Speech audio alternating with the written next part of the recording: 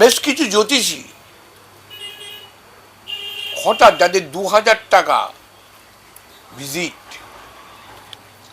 বা 1500 টাকা ভিজিট, হঠাৎ জানতে পারলাম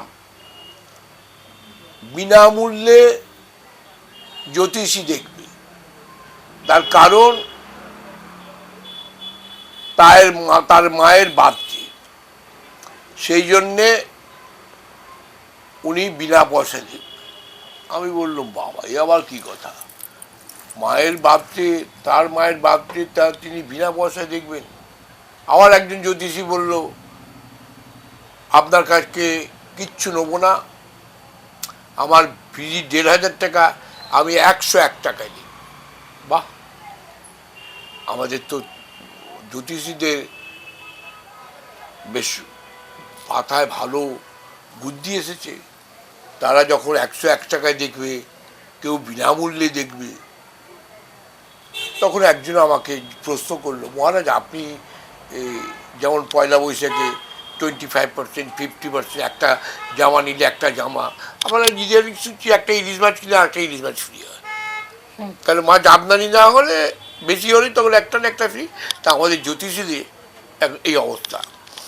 না, আমি বললাম যে আমি ফ্রিতে কী করে দেখব, আমি গাড়ি নিয়ে যাব, আমার এতগুলো স্টাফ, আমার ড্রাইভার, আমি নিয়ে গিয়ে চেম্বারে গিয়ে বিনা পয়সায় দেখবো, আমার এক কাপ চা খাওয়ার পয়সা উঠবে না। এক কাপ চা খেতে গেলে তো 10 থেকে 15 টাকা লাগে, আর যদি কফি খাইতে 20 টাকা লাগবে। এই 20 টাকা ইনকাম হবে না।